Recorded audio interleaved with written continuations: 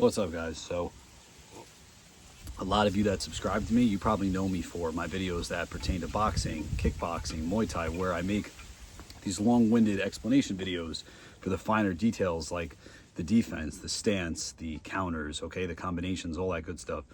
But I feel that a lot of the time the most value I can bring to you is in the format of these speaking videos, because what I'm able to do is I'm able to articulate and bring forth 15 years of training that I have, where I can share with you things I find anyone can use to get better that I just don't really hear a lot of coaches speaking about, whether it's them not being helpful to beginners or even people at the highest levels knowing these things but never really finding the words to articulate them to pass them on, right? Because you should learn from people's experiences and mistakes. You see, if we didn't share our experiences with people, we would all just be doing the same test run and not really getting ahead and evolving as, you know, a group of people that do these martial arts.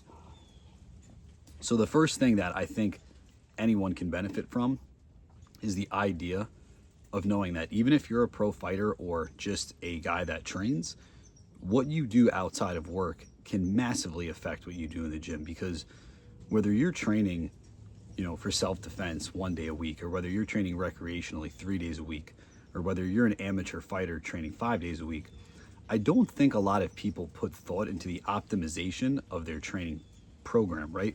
Because we know that a recreational person won't commit the same time and energy as, let's say, a pro fighter. But a lot of the time, they'll just have a very minimal mindset because of it. Like, they won't think, okay, I have 3 days a week, let's say, after work, where I can train 2 hours at both, or I should say all 3 times. So that's 6 hours of training. What is the best way to optimize 6 hours of training where you're accepting that 6 hours is maybe not as good as 10 hours, but you're going to take a subpar approach and you're going to optimize it so that you can have the best subpar approach that you can, since you're, for whatever reason, maybe it's lifestyle, job, family, whatever, accepting that you're not going to train like a pro fighter, okay? So that's the first thing. Even if you don't train like a pro fighter, even if you train 1 day a week, if you're going to train 1 day a week, you should really put thought into what it is you're doing for that 1 hour, okay? Because, you know, we have excuses to not all just become pro fighters that train 10 hours a day. We all have lives, but there's really no excuse for the time that you're given and the amount of time that you can give and the energy you can give, that you're putting thought into what you're doing and making the best out of that allocated time. So the next thing is that you're going to have different coaches that are going to try to, you know, teach you their style, pass on their knowledge. And it's good to understand that no matter who's teaching you, what you're learning, where you're learning it from, whether it's from one person, whether it's from multiple people, whether it's from different arts and disciplines, there's going to come a point where once you learn the ropes, emulation and mimicking is going to take up a very massive portion of what you do. Now, sometimes you get people that they're able to put their full trust in a coach, and that coach is able to convey information and basically develop that fighter or trainee or martial artist into the like prodigy that they would have wanted to be when they were younger. And that's a great combination. We see that sometimes, right? You see a lot of father-son coaches. You see a lot of things like Mike Tyson and Customato. You know, I'm like an hour south of the Catskills here in New York. So it's kind of interesting to know that in this setting, somebody of Mike Tyson's caliber and all the other people that trained with Customato were developed, right, in this almost like rural setting. But anyway, like, what I'm trying to get at with the emulation is that it's good to find someone that you like. I think I hear way too many people always say, like, be you, don't be like somebody else, which is true. You don't want to basically over emulate someone, like you don't want to role play that person. But I think that sometimes it's very underrated, the idea of when you're trying to perform these moves. It's kind of like that saying, monkey see, monkey do, how kids will see things and they'll pick it up. Well, we become grown-ups, and what happens is we kind of lose that monkey see, monkey do, or we do it anyway and we just don't put thought into doing it, or we don't like to admit that we do it. You see, if there's like a certain style that you're doing, a certain set of techniques, take Mexican boxing, for example, you can't really just be saying, okay, if I throw double left side shots and I, you know, go to the head with the left hook, come to the body with the left hook and hit him with the liver punch, that I'm doing Mexican style boxing. You can't just be in a slight Muay Thai march, throw round kicks with good Muay Thai technique, and say that you're capturing the essence of Muay Thai and like the stadium Muay Thai style, for example. What you need to do is when you're performing these techniques, you have to embody the essence of the person that's performing them. For example, I see a lot of people will train Dutch kickboxing, and me being from a Kyokushin karate background and also having trained boxing for so many years, when I started to train the Dutch kickboxing style, the first thing I noticed was that they're using square stances and they're really ripping shots with a lot of hip movement, a lot of rapid fire punches where they're throwing the punches to kicks at like a 5-to-1 ratio, but the punches come so much faster that it doesn't seem like these long-winded boxing combinations. And then what will happen is I'll see people in the New York area or anywhere else in the country for that matter where they say they're training Dutch kickboxing, but they're not capturing the essence of Dutch kickboxing. They're throwing these long boxing combinations and the kick is taking forever to come. It's like, buddy, if you want to master a style, you can't just be doing the moves that you see them doing. You need to like capture the essence of that style and see what makes it so unique.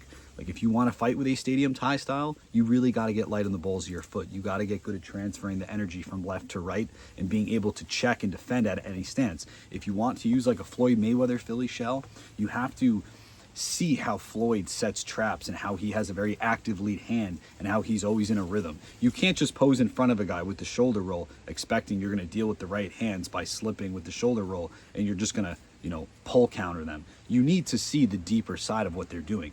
So that's why not copying, but emulating. You need to fully embody the essence of that style. Okay, not just see the moves themselves and copy them at a surface level. I hope that this makes sense to you. I mean, this is a little bit geared toward guys that are already training, but it's the biggest mistake I see, and nobody really tells you. Because the thing is, a lot of times coaches want you to do things their way.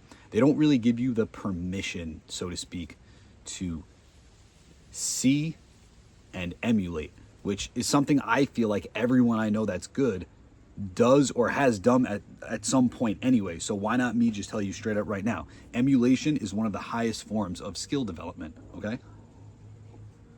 Now, the next thing is your life habits outside of training are going to massively affect your training. When I was younger, I didn't really understand the concept of nutrition just because I didn't care. I was very fit, right? Like I was able to fight Muay Thai at like 155 by drinking some water since I walked around at 152 and just almost like making the weight minimum, not even cutting down. Like I didn't even cut weight. And the thing is, you don't always have to cut weight when you're getting into like amateur fighting or smokers or stuff like that. But it's like a lot of guys don't realize the snowball effects that happen, right? So for example, if you, let's say, eat a certain type of food that messes your stomach up, you don't really sleep well that night. Because you don't really sleep well that night, you don't really train as good. Because you don't train as good, you don't get as better. The next day comes, your plan was to just relax on a Friday night and go to training Saturday morning. A bunch of your friends invite you out.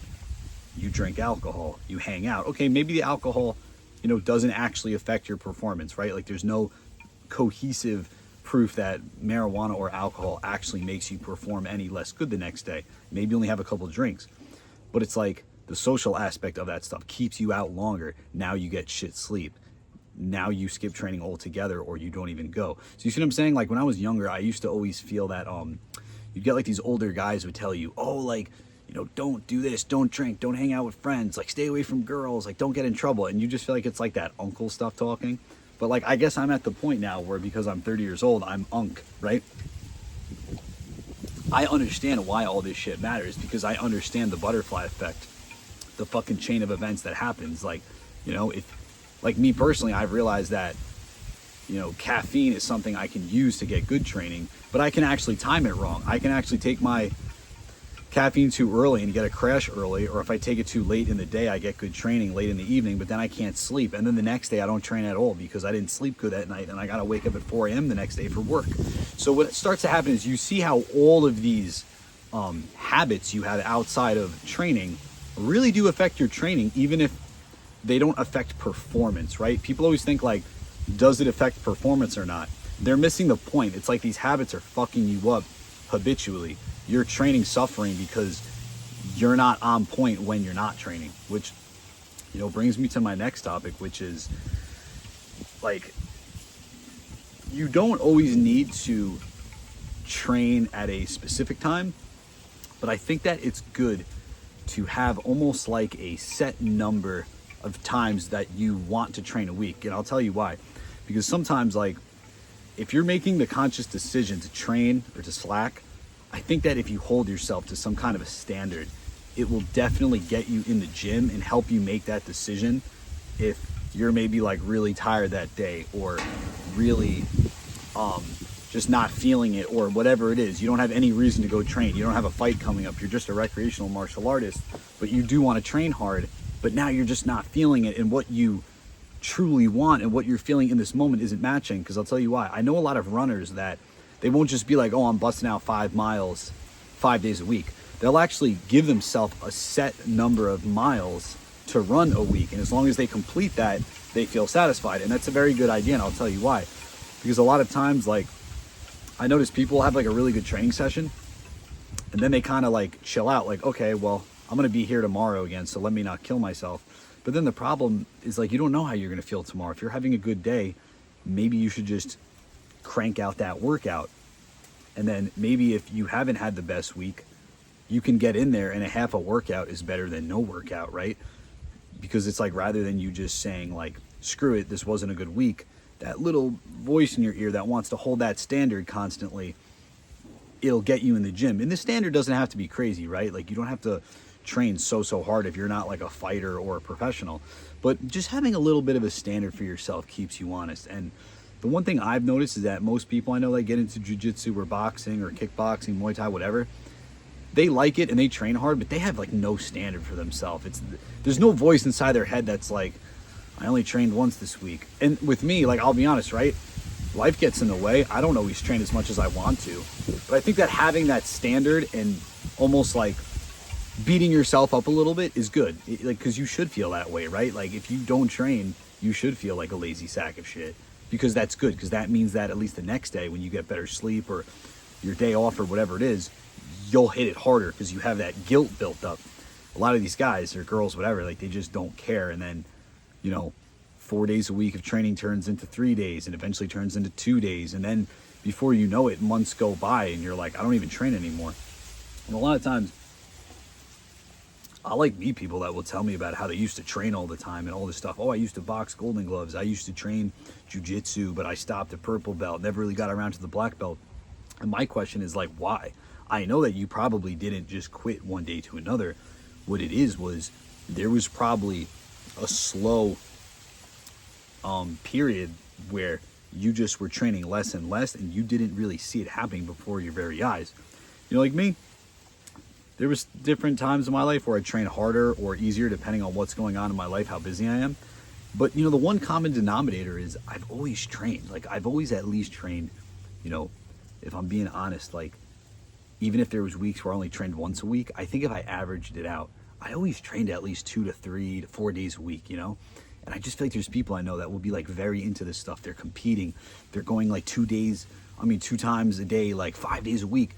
And then they just randomly stop. And it's like, I think a big aspect of skill acquisition is that rather than trying to optimize every day of your life, just understand that by you being the last man standing at something, you'll eventually just be the best, right?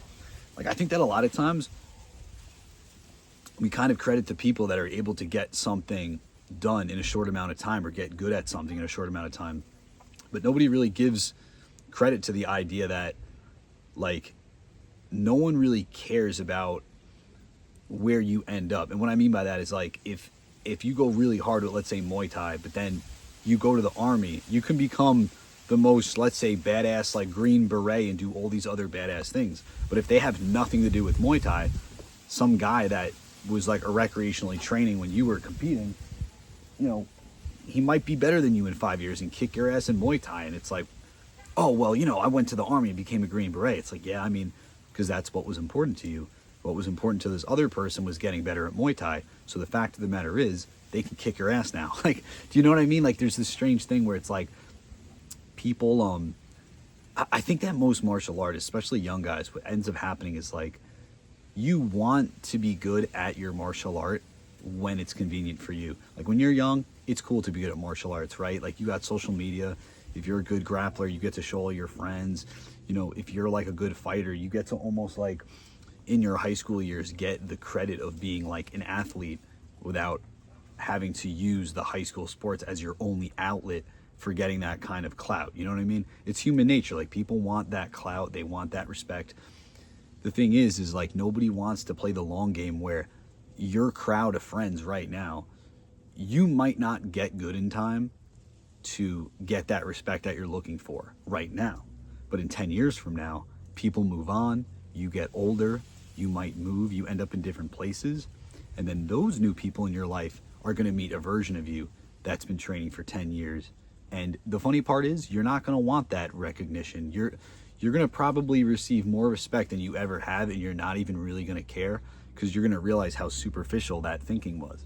You know, for me, like, I didn't really play high school sports. I was never an athlete, and I was doing karate at like 16, 17. And I started doing like actual boxing and Muay Thai and stuff when I was like 20, 21. So of course, the height of, you know, being young, being 21, being around friends, you go fight in the ring, you show them all the video, everyone thinks you're awesome, you know? You go out in the street and like, people like respect you, like, oh, that kid, he does Muay Thai, whatever. But it's like, you get older and you realize how, when you're younger, sometimes you do shit for other people. When you get older, you do it for yourself. And then when you get older, you're so much better. Like, I could probably TKO any opponent or sparring rival I've ever had in like 30 seconds. But the irony is that I don't like care. Like, I don't feel like a better human being because I have better fighting skills. And people will give me more respect, but I don't really do it for their respect. I do it for the love of it, right? So that's another thing to keep in mind. Like, what you want right now out of training martial arts, you might have to face the fact that you're not going to get that when you want to. But that doesn't mean that you should just quit, which is my ultimate point I'm circling back to. You shouldn't quit the martial arts once the ride is over for what you thought, like why you thought you were doing them, right? Like, it's almost like that saying where, would people, you know, give the same performance if the cameras weren't on, if there was no one watching? Like, if I'm shadowboxing all by myself, you know, I'm training hard as I can. Like, I post these shorts, these videos where, you know, I just like to provoke thought, like get people to see different training methods, maybe like inspire some people. You know, inspire is such like a powerful word. I just mean sort of like influence people, like they say, like the fitness influencer. And it's so funny how the first thing people always say to me is like, oh, it's easy to look good for 30 seconds. It's easy to look good for a minute. And I'm like, this is literally how I train, and I'm sharing that with you. You think that I'm putting on a performance for you? Like, you know what I mean? You must not know me. Been doing this for 15 years. You know, and I wasn't always as good as I am, and I'm not saying that I'm even the best. But at the end of the day, if I'm all by myself, no one around, this is just what I do. I just woke up one day and decided to start sharing it. And, you know, that's the thing. Like, I know, I mean, you know, I'm getting a little bit off topic, but I notice a lot of these younger guys, man, it's like they go on YouTube and it almost seems, it's good to like teach people stuff, but they don't really teach people from a place of wanting to help people. They almost like teach people to stroke their own ego a little bit. You know, I noticed some of these young guys, like you could tell they've been training for like 2 or 3 years, and a lot of these guys get good quick, because you gotta understand, like, you guys have more information as like younger guys, like 15 to 20 year olds, than my era or generation had. You know, a lot of this stuff was harder to come by. Like, I actually would buy books in Barnes and Nobles and read them and learn fighting moves on top of taking classes, right? Like, the newer generation probably does not do that at all. I still buy books to this day. Like, I know Dutch kickboxing, I know boxing. I'll still be like, oh, like, you know, there's a book out from this in particular person where they have these you know, different trainers from Holland and Thailand demonstrating moves. Like, and I'll buy it and I'll look through it, right? But the thing I'm getting at is these guys, like, you could tell that they are putting out this content. Like, they started training so that they could become a content creator, is what I'm getting at, which is fine. Like, it's still the same delivery. The message is still the same, but the place you're coming from a place of ego, it's almost like obvious, right? Like, one thing about my videos is I never once wanted to make my channel about me. I always wanted to make it about you guys. And that's why when I get a comment once in a while where someone's like, oh, you think you're so cool, this and that, it's like, well, you know, in 500,000 views, if one person gets that impression, then whatever, right? You can't be perfect. But never trying to give off that impression, even now, right? Like ranting on and on about this stuff. It's not like I'm coming from a place of, I'm going to tell you. It's more, you know, I've been there and I've experienced like 15 years of some of this stuff. So I might as well try to give you lessons and little insights that you don't have to like spend 10 years to figure out, okay? So moving on to my next major point.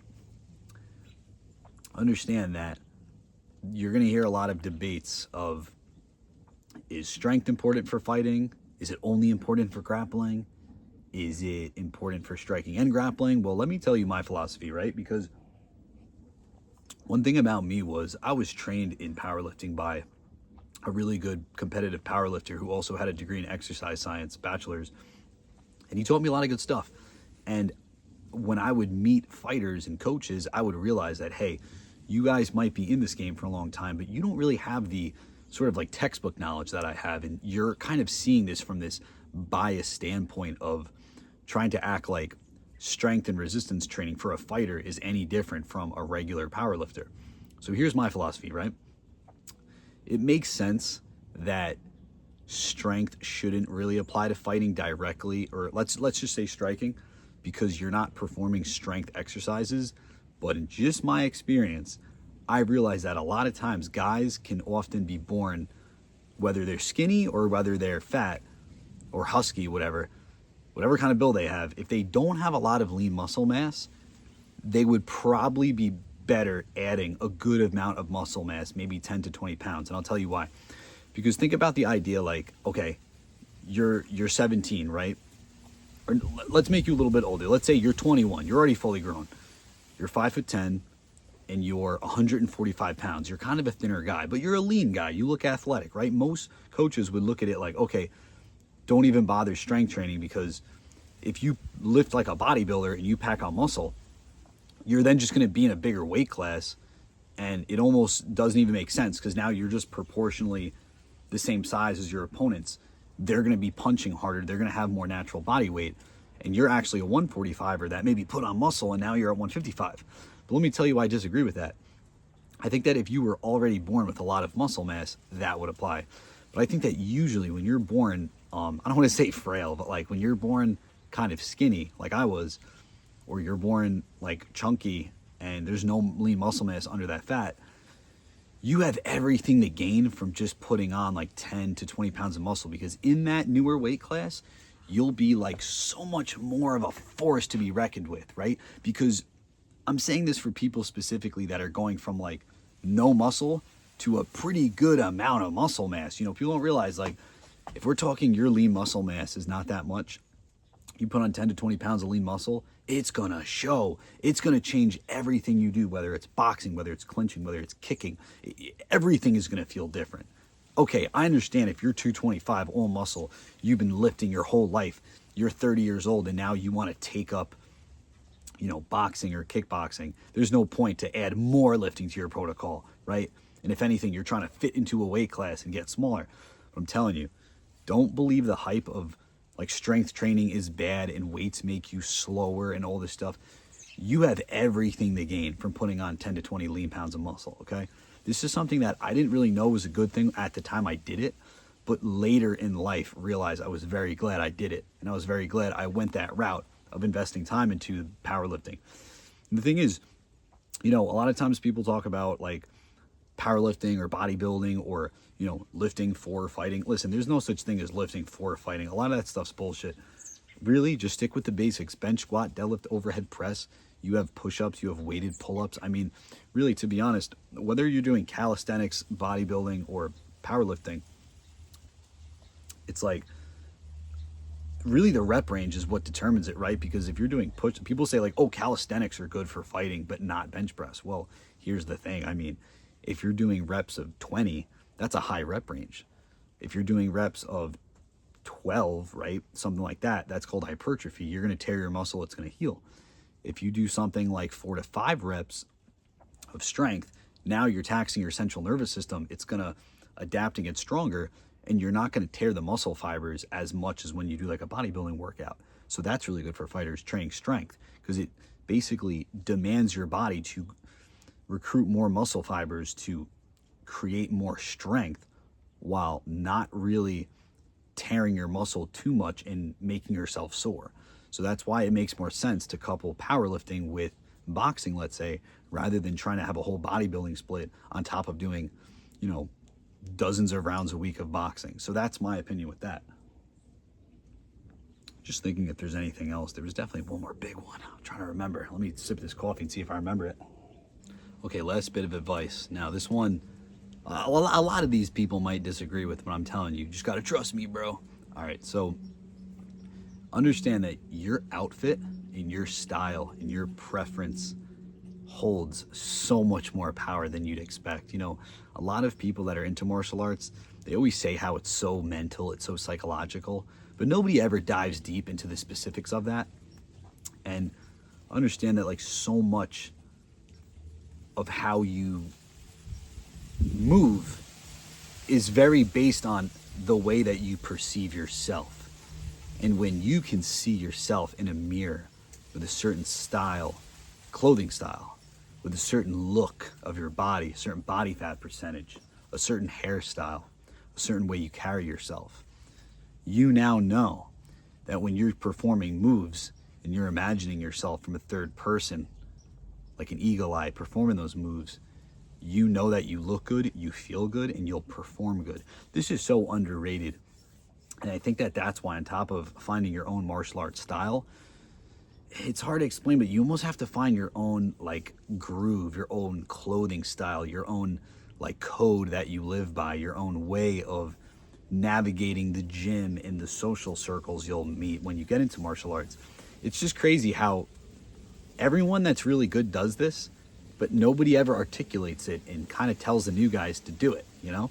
And then you come in with some like weird, ugly boxing shoes and it's like, what are those? Or you come in with some like, you know, crappy, I don't know, like Amazon Muay Thai shorts that everybody knows. Yeah, those are the Amazon specials. Like I seen those too. Like, you're corny. You know what I'm saying? And then like, it's just weird how it works, man. Like even like sometimes, like it's weird how if you go to a boxing gym, you got all brand new stuff, you look like a noob.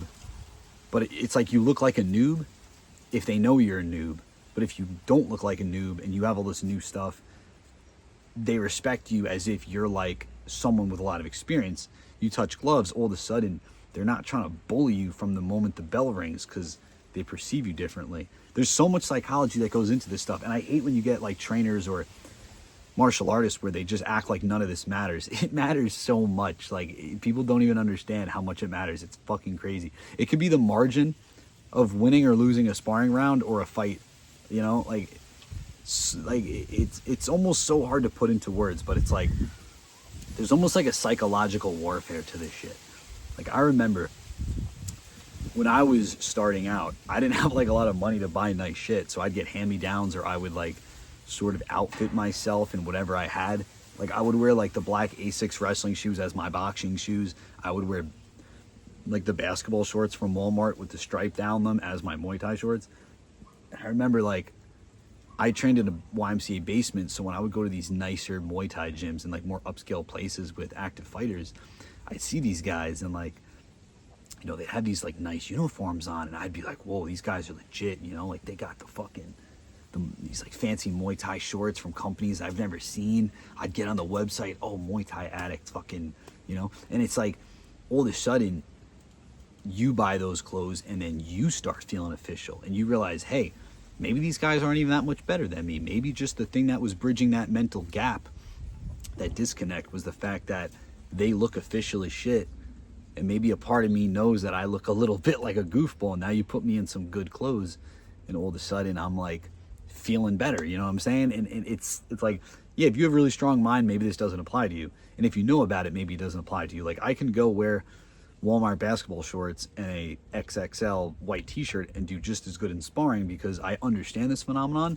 But when you're new, you don't really understand this. You don't really understand like you might feel like a noob because you've been training for 6 months and you're still dressed like a noob, you know, get some good gear, like throw some good shit on. And then all of a sudden, like these like missing holes in your game will just get filled the fuck in because it's like you're shadow boxing in the mirror. And instead of seeing yourself in some bullshit Everlast gloves you bought, you're in Cleto Reyes, and like you see, you know, you're wearing like a nice shirt with like the sleeve showing. You see that your shoulders look like boulders, and you know you're hiding behind that shoulder throwing the jab. All of a sudden, the way you perceive yourself changes. You go to spar, and you're like, yeah, I belong in this ring. Like, I belong here. I'm becoming what I wanted to be 6 months ago, and all of a sudden, shit's just connecting. So very powerful. You know, if you dress good, you'll feel good and you'll perform good. Very underrated advice. Now, the last thing, I think I said that was going to be the last thing. This is actually going to be the last thing. So when you navigate the martial arts scene, right? Like you meet a lot of different people in the martial arts community. Very often you'll be presented with the idea of taking classes or paying for personal training sessions. And what nobody tells you is that a lot of your training, your best training, is really going to come from something in between. You see, in jiu-jitsu, they got this thing, open mat, or in wrestling, open mat, which means the gym is just open. You get to go roll or wrestle or practice moves. That's when you learn the most shit. You know, there's something about learning classes that when you're new, if you're like a sponge, you get a lot out of it. But that whole like warm-up move of the day and then roll or spar routine, it's really not the best for skill acquisition versus like, you know, you start to come into your own. You know what moves you need to know.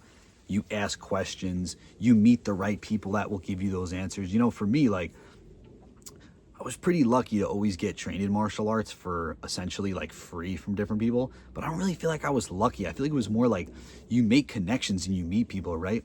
Like, people don't understand. Like, you'll have somebody where they're like a coach, like a jiu-jitsu coach, or they're a boxing instructor by, you know, trade or profession or on the side. But if you become close friends with them, it's not even a matter of if they're charging you or not charging you for personal training sessions. If they're into that thing, they're going to want to talk about it. They're going to want to show you shit. That's how I am, right? Like, my nephews, my wife's, you know, nephews in Mexico, they're into boxing. They had a few fights. Like, I hold mitts for them, right? Like, it's not transactional. This is like what I like to do. So even if I did do this shit by profession, I'm still going to have like the people close to me getting free pad work and little lessons. You know what I'm saying? That's just the way it is. Like, I have friends that are pro fighters where it's like, I will get more work doing drilling and pad work with them in my basement than I would in some 6 p.m. class where it's just like a bunch of casual people and we're just doing the whole like warm up, you know, basic combos, move of the day, spar routine, right? It's just like, that's just how it is. Like, you find your people and that's how you really get better. Because I understand if you're in like a suburban environment or even urban environment, it's kind of hard when you just like pull up to a gym. You don't know anybody and it's like, okay, you can take the class, you can hit the fucking bag after hours, and if you have the money or want to spend the money, you can do some personal training sessions. But then when you belong there for a long time, you start to realize like the magic of the training room or the gym. Like, you're going to pick things up rather than be directly instructed them. Okay? It's very hard to put into words. And people do always say like, you pick it up, whatever. But nobody ever really tells you that. Like, don't worry so much about if you're doing the personal training route, if you're doing the class route. If you spend long enough time, you're going to find who your people are and you're going to get the most benefit out of being part of that community. Okay? So definitely something to pay attention to. But for the most part, you know, that's really it. I could go on all day, but that was just a handful of different, you know, tidbits of information that were on my mind that I just feel like, you know, everyone I know that is good did these things, but nobody ever talks about them. So I just wanted for you beginner guys or intermediate guys, bring that to you straight and explain it, okay? So for those of you that stuck with me, thanks for watching. Comment, share, like. If you haven't subscribed already, subscribe and stay tuned for more.